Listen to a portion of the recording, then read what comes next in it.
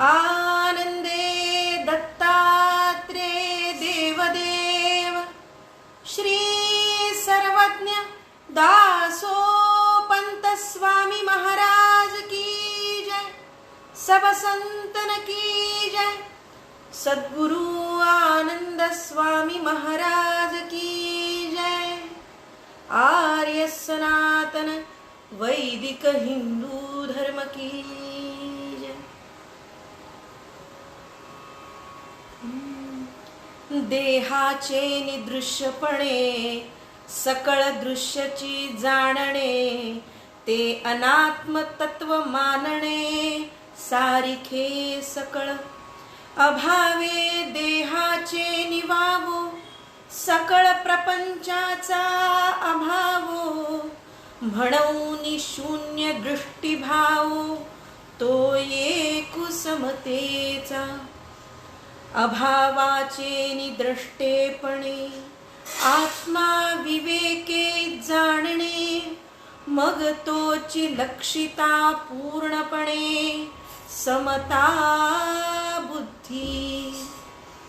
अथवा समतेचे लक्षण, साधनी अनारिसे जाण। प्रथम विकारे बहुत करुण, तेची बरवे। शमदमे केली स्थिरता, तिचा यत्नु तोची समता। अभिप्राव आईके पार्था, बोधिजशील।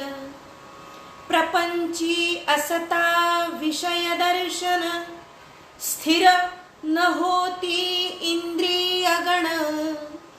प्रयत्ने आवरिलेची मन, ते जाये निघोनी। हानिस्तव संतापू शोकू, उठी ममते द्वारा बाधकू। तो मना इंद्रियांचा सकळैकू, जयो मोडी। सारिखेची सकळ जाण। सर्वत्र समबुद्ध या पदावरती भाष्य करताना संत सर्वज्ञ दासोपंत सांगतायत, हे समत्व कसं आहे, ते कसं उपजलं पाहिजे, ते कसं उपजतं, त्याचा निर्माण, त्याचा अंकुर कसा फुटतो। तर देहाचे आणि दृश्यपणे सकळ दृश्यची जाणणे, ते अनात्म तत्व मानणे सारिखे सकळ। ज्या ज्या ठाई हे अनात्म तत्व आणि आत्मतत्व या दोन्ही गोष्टी आहेत, ते सगळं समान आहे, सकळ समान आहे असं मानायचंय। ही समत्व बुद्धी आहे। देहाचा अभाव ज्या ठिकाणी आहे आणि देहाचं अस्तित्व ज्या ठिकाणी आहे, या दोन्हीही स्थितीमध्ये, या दोन्हीही परिस्थितीमध्ये प्रपंचाचा अभाव आणि प्रपंचाचं अस्तित्व या दोन्हीही ठिकाणी समत्व बुद्धीनं वावरता आलं पाहिजे। किंवा आणखी तुला दुसऱ्या शब्दात सांगू का पार्था, समतेचे लक्षण साधनी अनारिसे जाण। साधनेच्या आधाराने मी तुला सांगतो, प्रथम विकारे बहुत करून तेची बरवे। शमदमे केली स्थिरता, शम आणि दमाच्या साह्यानं, त्याच्या आधारानं, त्याच्या उपासनेनं स्थिरता निर्माण केली, ती तयार केली आणि तिला आपण समता असं जर आपण म्हणालो। अभिप्राव आईके पार्था बोधिजीशील। प्रपंची असता विषय दर्शन। ऐक, प्रपंचामध्ये विषयाचं दर्शन आहे। दृष्टत्व, दृश्य आणि द्रष्टा। प्रपंचामध्ये काय दिसतंय, तर प्रपंचामध्ये केवळ विषय दर्शन आहे। स्थिर न होती इंद्रियगण। इंद्रियांची स्थिरता ही प्रपंचामध्ये कदापिही शक्य नाही। जे म्हणून कर्मेंद्रिय, त्या कर्मेंद्रियाची स्थिरता प्रपंचामध्ये कदापिही शक्य नाही। प्रयत्ने आवरिले ही मन, न जाये निघून। कितीही प्रयत्नांनी मन आवरायचा प्रयत्न केला तर ते मोठं कठीण आहे. फार प्रयत्नांनी ते आवरावं तेव्हा ते एका जागेवर येते, मग ते जात नाही निघून. काय होतंय प्रपंचामध्ये, याचा उपज कुठे आहे, याची निर्मिती होते कशी? माणसाला वाटतं का क्रोध करावा, काम करावा, विकार आपल्यामध्ये उत्पन्न व्हावेत?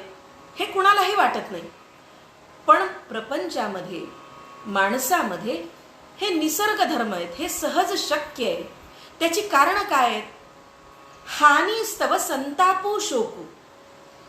तोटा झाला, नुकसान झालं, आपल्याला काही तोटा सहन करावा लागला, त्याच्यापासून काही त्रास झाला, धक्का पोचला की अशा ठिकाणी, या नेमक्या ठिकाणी काय होतं? हानी स्तव संतापू शोकू. संताप निर्माण होतो, शोक निर्माण होतो. जेव्हा तुमचं नुकसान होतं, तुम्हाला तोटा होतो. अतिशय व्यवहार्य भाषेमध्ये दासोपंत आम्हाला हे सांगतायत. हानी स्तव संतापू शोकू उठी ममतेद्वारा बाधकू. उपासना करत असताना ही माया, ही ममता, ही बाधक ठरते. तो मना इंद्रियांचा सकळ ऐकू जयो मोडी. जो जो आपण या इंद्रियांच्या वरती विजय प्राप्त करण्याची तयारी करू, प्रयत्न करू, जय मिळवण्याचा प्रयत्न करू, तो या सकळ इंद्रियांच्या वरती जय मिळवण्याचे आपले प्रयत्न मोडण्यासाठीच जणू ही विकार आहे प्रपंचाचे. आणि या सकळ इंद्रियांच्या वरती मिळवण्याचा आपला जो जय मिळवण्याचा प्रयत्न आहे तो मोडून काढतात ही इंद्रिय किंवा हा सारा प्रपंच. लाभे संतोषू उपजे. लाभ झाला की आनंद होतो. जसं हानीस्तव संतापू शोकू, तसं लाभ झाल्यानंतर संतोषू उपजे. लाभे संतोषू उपजे तेणे मधु महामाजे. विक्षेपू मनाते बाजे सारिखाचितो. आणि मनाला विक्षेप करणारे ह्या गोष्टी आहेत. हानी म्हणा किंवा आनंद म्हणा. तुम्हाला जेव्हा फायदा होतो, लाभ होतो, त्यावेळेला आनंद होतो. आणि हा आनंद सुद्धा, हा आनंद मनामध्ये मद निर्माण करतो. अगदी लोकभाषेमध्ये बोलायचं झालं, ग्राम्य भाषेमध्ये बोलायचं झालं तर ते असं म्हणतात, मदाचा माज निर्माण होतो आणि हाच विक्षेप निर्माण करतो. अहंते ममतेचे कारण ते केवळ विषम दर्शन. मग पदार्थाचे उच्च नीचपण तेची ध्यानाये. अहंते ममतेचे कारण ते केवळ विषम दर्शन. अहंता आणि ममतेचं काय कारण आहे? का निर्माण होतात या? तर विषम दर्शन, समत्व बुद्धी नाही याचा विरुद्ध अर्थ विषम दर्शन. ज्या ज्या गोष्टींच्या वरती आपली दृष्टी पडते, ज्या ज्या गोष्टींना आम्ही संसारामध्ये, प्रपंचामध्ये पाहतो, त्याचं ज्ञान घेतो, त्याचं भान येतं, त्या त्या ठिकाणी विषम दृष्टी असते. म्हणून अहंता ममता निर्माण होते. मग पदार्थाचे उच्च नीचपण तेची ध्यानाई. हा मोठा, हा लहान, हा महत्तम, हा सूक्ष्म, हे महान, हे लहान, किंवा हा नीच, हा उच्च, या प्रकारची विषम दृष्टी माणसाच्या ठाई अहंता आणि ममता या कारणानं होते. आता बघा, अहंता आणि ममता या दोन कारणांनी विषमदर्शन कसं निर्माण होत असेल? माझं आणि तुझं, आपलं ते बाबा, लोकांचं ते कार्ट. आपण असं म्हणतो व्यवहारामध्ये. आपल्या लेकराची जी माया येते ती दुसऱ्याच्या लेकराची येणं शक्य आहे का? म्हणजेच या ठिकाणी तुझा भाव आला. पुन्हा मी सांगीन, आपल्या व्यवहाराच्या लोकभाषेमध्ये बोलायचं झालं तर पंक्ती प्रपंच हा माणसाचा स्वभावतः गुणधर्म आहे, निसर्गतः गुणधर्म आहे. हा पंक्ती प्रपंच, हा दुजा भाव, हा उच्च नीचपणा म्हणजेच विषमदर्शन माणसाच्या ठाई असणं. आणि याचाच दुसरा अर्थ समत्व बुद्धी नसणं हे आहे. अर्थाची या अत्यासक्ती दातयावरी उपजे प्रीती येर नावडे चित्ती न सुधाची जो. अर्थाची या म्हणजे धन, धान्य, पैसा. या पैशाची अत्यासक्ती, मर्यादेपेक्षा जास्त अशी आसक्ती निर्माण झाल्यानंतर जो माणूस ज्याच्याकडून आपल्याला हे अर्थ मिळतंय, जो पैसा मिळतोय, त्याच्यावरती प्रेम उत्पन्न होतं. अर्थाची या अत्यासक्ती दातयावरी उपजे प्रीती. तो पैसा देणाऱ्यावरती, त्या पैसा देणाऱ्याच्या ठाई आपल्यामध्ये, आपल्या ठिकाणी प्रेम उत्पन्न होतं. येर नावडे चित्ती. मग इतर कोणी दुसरा आवडत नाही. मग तो दातया म्हणजे पैसा देणारा कसाही असो, त्याच्या ठाई आपल्याला प्रेम उत्पन्न होतं. ही ममता, पैशाची ममता दुसरं काही आवडू देत नाही. पैसा जो देतो त्याच्यावरती प्रेम निर्माण करते. आणखी काय होतं हे विकार कसे? स्वार्था खंडी तो वैरी मग अभिमानू क्रोधू शरीरी शोक मोह नाना परी पडती जयाते. स्वार्था खंडी तो वैरी. जिथे जिथे मनुष्याचा स्वार्थ आहे, जिथे जिथे माझा स्वार्थ आहे, तो स्वार्थ खांडणारा किंवा तो स्वार्थ मोडणारा, त्या स्वार्थाला मोडू पाहणारा, तो स्वार्थ मला निर्माण न देव करणारा असा जो कोणी मनुष्य माझ्या समोर येईल तो माझा वैरी होऊन जातो. मग माझं स्वातंत्र्य असेल, माझा पैसा असेल, माझी माया असेल, माझा प्रपंच असेल, माझा जिथे जिथे म्हणून स्वार्थ आहे, त्या त्या स्वार्थाला आड येणारा, त्या त्या स्वार्थाच्या मार्गात अडवा येणारा, त्याला विरोध करणारा जो कोणी माझ्या मार्गामध्ये येईल, स्वार्थाला आड येणारा तो माझा वैरी होतो. आणि मग शत्रू जिथे निर्माण होतो त्या ठिकाणी अभिमान, क्रोध शरीरामध्ये, मनामध्ये उत्पन्न होतो. कितीही मोठा संत आजकाल बघतो आपण, त्याच्या मनामध्ये अभिमान आहेच. कितीही मोठा असू द्या, त्याच्या शरीरामध्ये क्रोध उत्पन्न होतो, ज्या ठाई त्याचा अपमान होतो. मान, अपमान, स्वार्थ यांचं खंडन झालं, मानाचं खंडन झालं, स्वार्थाचं खंडन झालं की तो करणारा वैरी आणि हा वैरी माणसाच्या मनामध्ये अभिमान आणि क्रोध उत्पन्न करतो. समत्व बुद्धीनं वागणं म्हणणं सोपं आहे, पण वागणं प्रचंड अवघड आहे. घरामध्ये सासू सुनांचंच उदाहरण घ्या. समत्व बुद्धीनं वागता येणं फार कठीण आहे. दासोपंतांनी परमार्थाचा विचार करताना पंचीकरण जर सगळ्या प्रपंचात बघायचं असं एखाद्या गृहस्थाने ठरवलं तर त्याची कशी फजिती होते हे गीतार्णवाच्या 6व्या अध्यायामध्ये मोठं उपहासाने, विनोदाने सांगितले. तो आणखी वेगळा विषय, त्याच्यासाठी खूप वेगळा तो विनोद, तो समोर कथा घेऊनच सांगावी लागेल. इतकी बहार उडवून दिली आहे, विनोद निर्माण केलाय की माणसाने जर पंचीकरण गृहस्थाश्रमामध्ये राहून जर प्रत्येक कार्यामध्ये, प्रत्येक घटामध्ये जर पंचीकरण बघायचं ठरवलं तर त्याची कशी गंमत उडेल. व्यवहारानेच प्रपंच करायचा हे जितकं खरंय, तसं परमार्थ साधून प्रपंच करायचा हेही तितकंच दासोपंतांनी अहमहमिकेने सांगितलं. म्हणून नित्यनिष्ठा पाहिजे तरी समता आधी लाहिजे, प्रिया प्रिय नमनिजे बुद्धीचे निवळ. आणि म्हणून ही विषमदृष्टी, ही समत्व नसणारी दृष्टी, ही बुद्धी कशी निर्माण होईल? तर माझ्या ठाई तुझी नित्यनिष्ठा असायला हवी.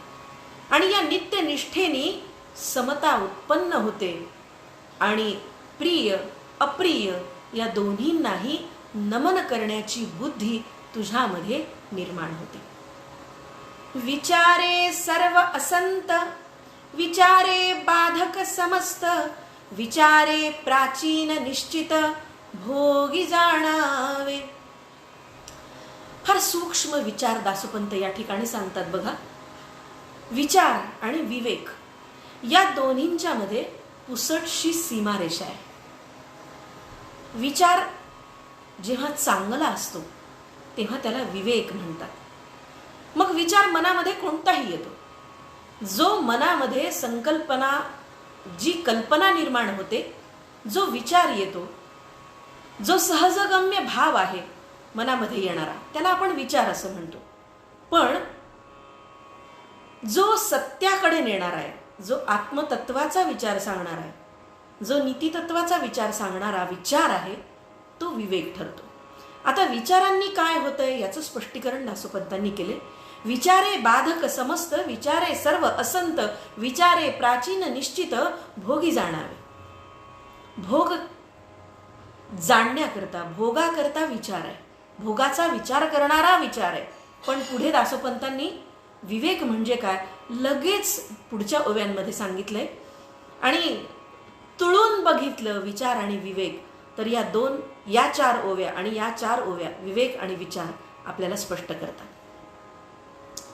विचारांच्या संबंधी ते असं बोलले आणि पुढे विवेकावरती भाष्य करताना म्हणतात, विचारे बाधक समस्त, विचारे प्राचीन निश्चित, भोगी जाणावे. पुढे म्हणतात, विवेके सर्व नश्वर, जाणता वासना न करी घर, प्रारब्ध संबंधी शरीर ऐसे जाणोनी. विचार देहाचा आहे, पण विवेक असं मानतो की हे सारं नश्वर आहे. विवेक म्हणजे काय, तर हा प्रपंच नश्वर आहे, हा विचार म्हणजे विवेक. जाणता वासनान करी घर. विवेकाने विचार केला तर मनामध्ये वासनेचं घर हे कदापिही निर्माण होणार नाही. प्रारब्ध संबंधी शरीर ऐसे जाणवणे. हे शरीर म्हणजे प्रारब्धाचा भाग आहे, संचिताचा भाग आहे. हा विचार म्हणजे विवेक असं तुला सहज जाणवेल. हानी लाभ जिणे मरण, आप पर अरि मित्रपण, देह व्यतिरेके करुण बुद्धिद्वारा. हानी, लाभ, जिणे, मरण या गोष्टी नश्वर आहेत. एका ओवीमध्ये, एका सलग पदामध्ये ते सांगतात. हानी, लाभ, जिणे, मरण, आप पर अरि मित्रपण, देह व्यतिरेके करुण बुद्धिद्वारा. हा विचार करत असताना तू बुद्धीचा आधार घे. आपला, परका, शत्रू, मित्र, हानी, नुकसान, फायदा, हे जगणं, हे मरणं, या सर्वांचा विचार तू बुद्धीच्या आधाराने कर. ममता शून्यत्वे सारिखे, दिसे भान विवेके, ते समबुद्धी आईके, हर्ष विषाद शून्य.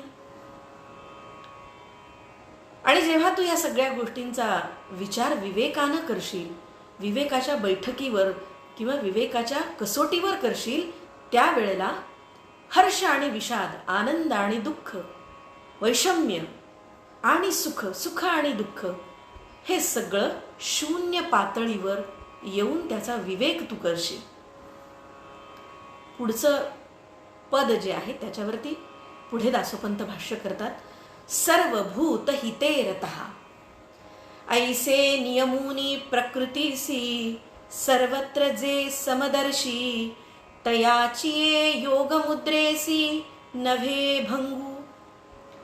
आणि असा प्रकृतीच्या नियमांना अनुसरून सर्वत्र समदर्शी भाव ठेवणारा, जो योग अशा प्रकारचा साधतो, त्याच्या योग मुद्रेचा भंग, त्याच्या योगाचा भंग कदापिही होत नाही. तयाचे एक लक्षण, बहिरंग पार्था जाण, सर्वभूत हिती मन विरत होय, सकळा ते हो संतोष.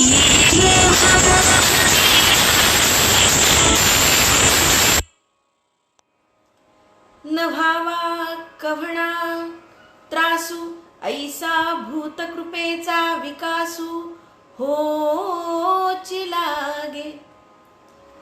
सर्वांना आनंद व्हावा, कुणाला त्रास होऊ नये, आज माझ्या गुरुजींनी सकाळीच सांगितलं, पसायदानाचं भागवतातमध्ये जे मूळ बीज आहे त्या बीजाचा उल्लेख गुरुजींनी जो सांगितला, अगदी त्याच पद्धतीचा हा विचार, समत्व बुद्धीचा विचार दासोपंत या ठिकाणी सांगतात. सकळा ते हो संतोषू, न व्हावा कव्हणा त्रासू, ऐसा भूत कृपेचा विकासू होची लागे.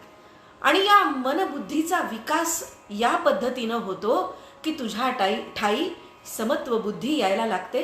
सकळांचा आनंद कशात आहे याचा विचार तू करू लागशील. कुणाला त्रास होऊ नये आपल्यापासून असा विचार तू करू लागशील. आणि भूतकृपेचा विकासू होची लागे. आणि अशा पद्धतीनं तुझ्या मनाचा विकास असा, त्या योग्याच्या मनाचा विकास असा होऊ लागेल की सर्वा भूतांचे हित, आत्मा आत्मज्ञान निश्चित, तेथेची क्रीडे चित्त तया योगियांचे. आणि सर्व भूतांचे हित, जो जो या पृथ्वीवरती या चराचरामध्ये आहे त्या सर्वांचं हित, आत्मा आत्मज्ञान निश्चित, आत्मा आणि आत्म्याचं ज्ञान याचं निश्चित ज्ञान त्याला होतं. आणि तेथेची क्रीडे चित्त तया योगियांचे. बघा हा, तेथेची क्रीडे चित्त. क्रीडे या शब्दाचा वापर मला जास्त मोहक वाटतो. त्याचं कारण मी मुद्दाम सांगते माझ्या बाजूने. तेथेची राहे चित्त असं दासोपंत म्हणू शकले असते.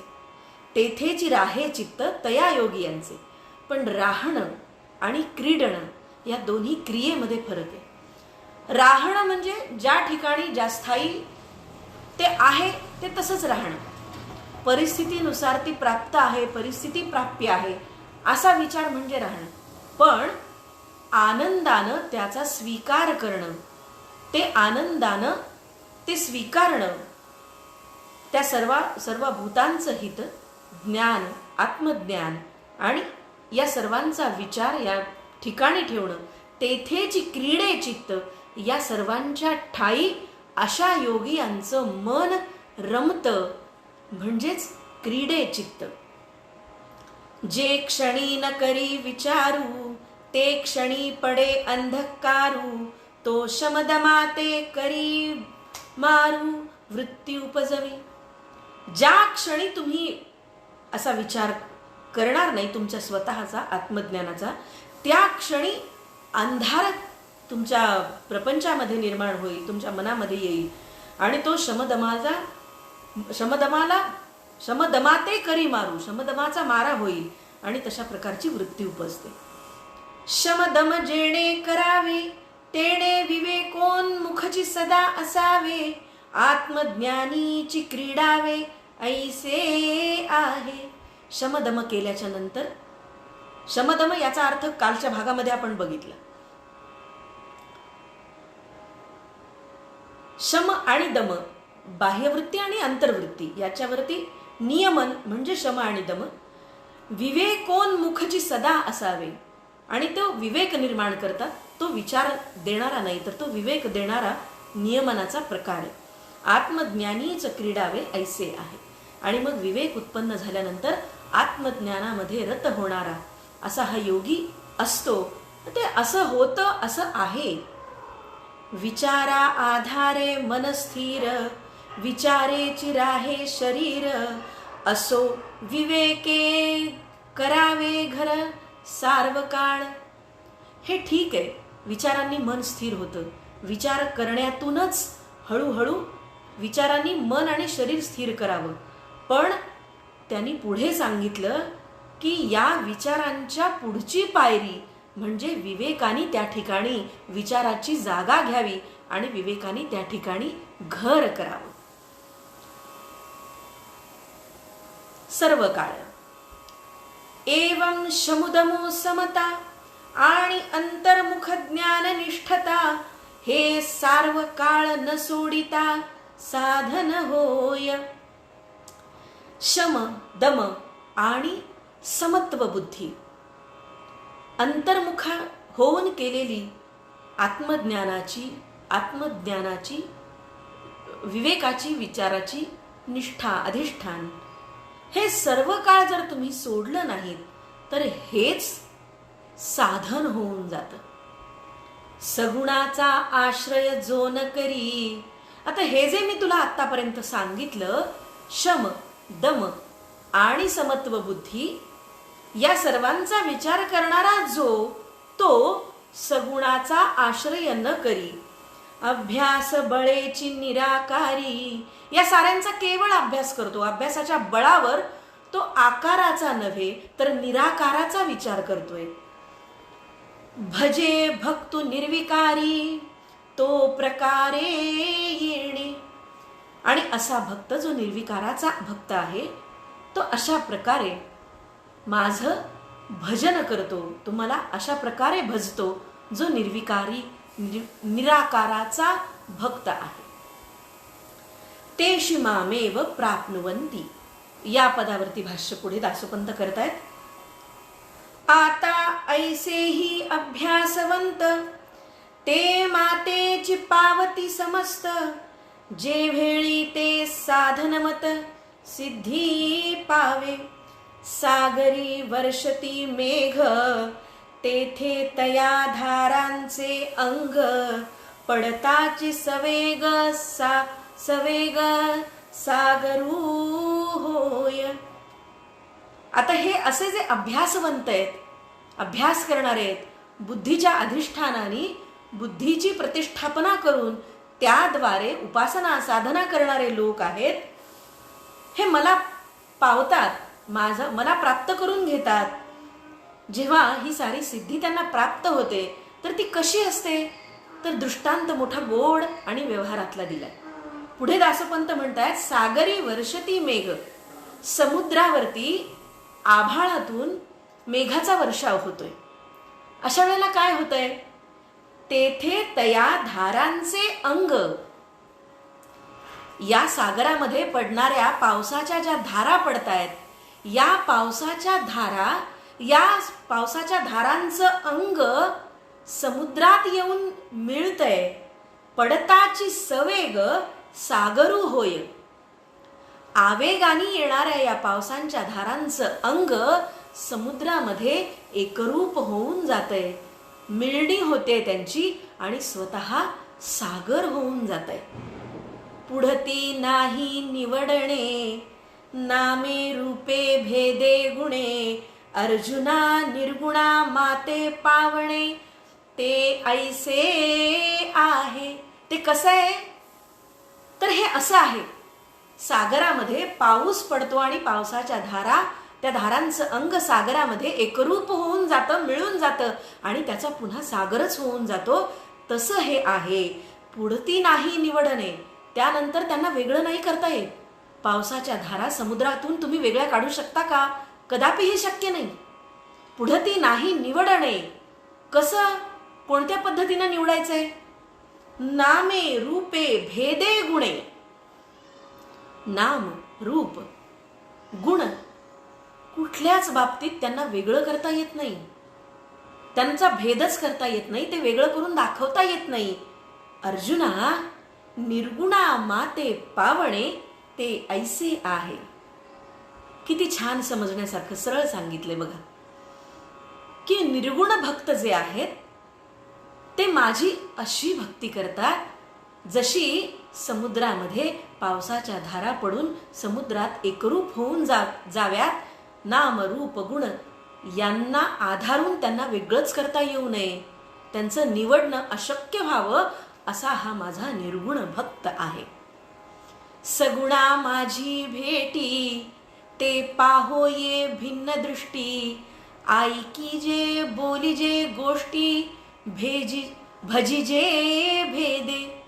आता ऐक, सगुणा माझी भेटी. सगुणाला, सगुण भक्ताला माझी भेट कशी आहे, माझ्याशी कसं भेटायचंय, मला कसं भेटायचंय, तो वेगळ्या दृष्टीनं बघतोय. तो पाहो भिन्न दृष्टी. ऐकी जे बोली जे गोष्टी. तू ऐक, मी बोलेल, तो ऐकेल. कसं? भजिजे भेदे. तो वेगळ्याच दृष्टीने मला भजेल. ती कोणती दृष्टी आहे? निर्गुणा माते पावणे ते मीची होऊनी असणे सर्वन होऊनी होणे. निर्गुणा माते पावणे ते मीची होऊनी असणे सर्वन होऊनी होणे अवघेची मग. निर्गुणा माते पावणे, निर्गुण भक्ताने मला प्राप्त करून घेणं कसं आहे, ते मीची होऊनी असणे. तो मीच होऊन जातो. जसं समुद्रामध्ये वर्षाव होतो धारांचा पावसाच्या, त्या पद्धतीनं तो मीच होऊन जातो. सर्व न होऊनी होणे, सर्व न होऊनी होणे, मी असो अथवा नसो, अभाव भाव अवघेची मग, तो संपूर्ण मी होऊन जातो. असं निर्गुण भक्ताचं मला पावणं आहे, मला प्राप्त करून घेणं आहे.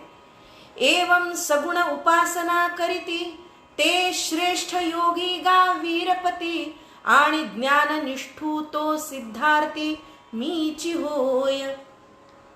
सगुण उपासना जे करतात ते श्रेष्ठ योगी आहेत का, हे वीरपती, आणि ज्ञाननिष्ठ जे आहेत, जे सिद्धीचे आरती आहेत, सिद्धी प्राप्त करणारे आहेत, सिद्धी प्राप्त करण्याची आरत म्हणजे इच्छा मनात बाळगणारे आहेत, तेही मीच आहेत, ते मला प्राप्त करून घेतात. ऐसे आई कोणी बोलणे अर्जुनाचे अंतःकरणे आशंका धरिली तो काय म्हणे अगा गोपीनाथा. आणि असं श्रीकृष्णाचं बोलणं ऐकल्यानंतर अर्जुनाच्या मनामध्ये पुन्हा शंका उपस्थित झाली की सगुण आणि निर्गुण हे दोन्ही जर तुम्हीच आहात तर हे गोपीनाथा. आणि पुढचा प्रश्न अर्जुन काय विचारतोय, दासोपंत काय म्हणतायत, याचं निरूपण आपण उद्याच्या भागामध्ये पुढे जाऊया. आज 133 ओव्यांपर्यंत आपण आलेलो आहोत. अधिकस्य अधिकम फलम या उक्तीप्रमाणे खरं म्हणजे फळ खरोखर नकोय. अगदी गीतेच्या वचनाप्रमाणे माझ्या पदरात फळ नको इतकी निर्विकार संतत्व पदाला पोचण्या इतकी माझी खरोखर प्राज्ञा नाही, सांगण्याची क्षमता नाही. माझ्या गुरुवर्यांचा माझ्या मस्तकावरचा हात, दासोपंतांची कृपा. या व्यतिरिक्त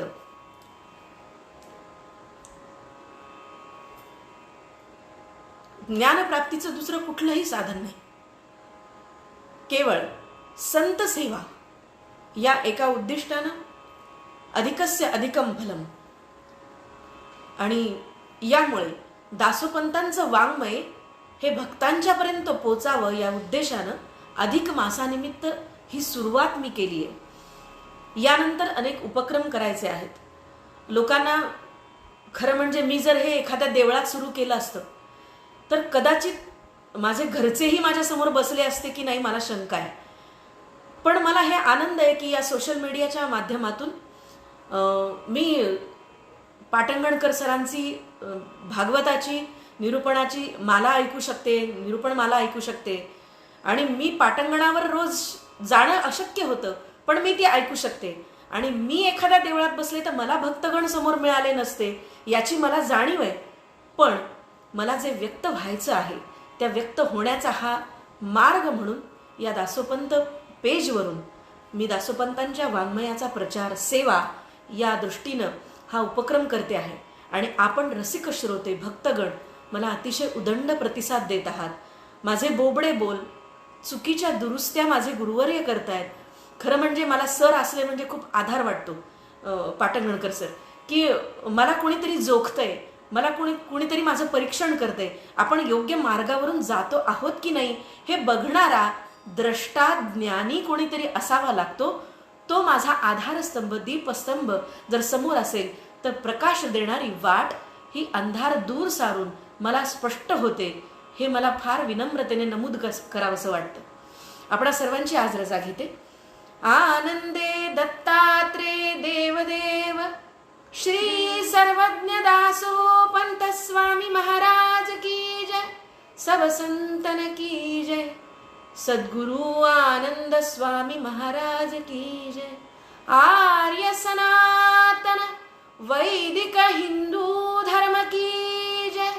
भारत माता की जय. धन्यवाद.